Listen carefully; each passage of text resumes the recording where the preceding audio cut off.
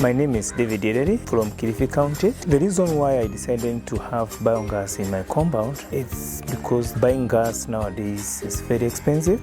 In a total, I'm spending more than 120,000 per year.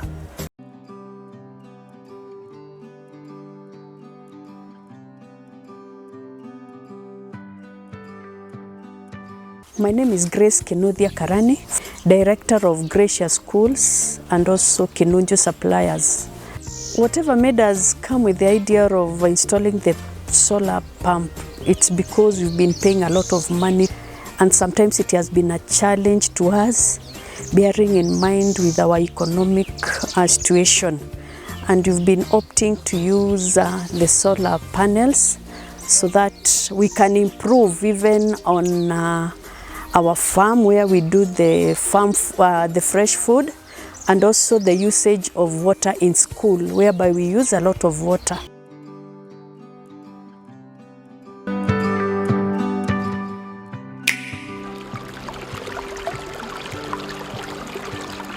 I came to know about Keilot, Kenya while I was looking for a company to identify my need. The main intention for this project was to do modern farming, especially that now we are having the change of weather patterns. So we didn't want to rely on rain-fed agriculture. We wanted to do more of irrigation agriculture. And we had the challenges of having the weather patterns not being reliable. We thought that we could renovate our boreholes so that we could have sustainable water that could do our irrigation even throughout the sunny season or the drought season. So, Papu, thank you so much for having us to your beautiful farm. You're very welcome. And so tell us a little bit about your operation and what got you interested. Well, nothing like a growing business to get a businessman interested, and that's exactly how it happened.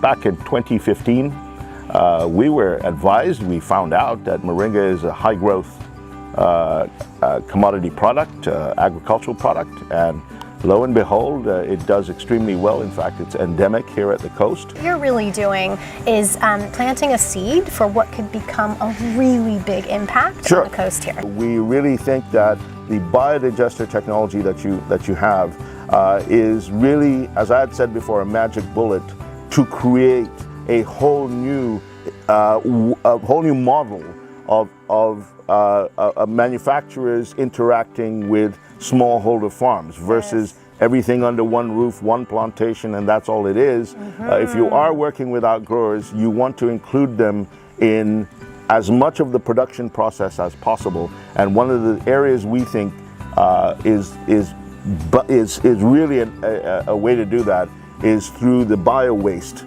that agriculture produces.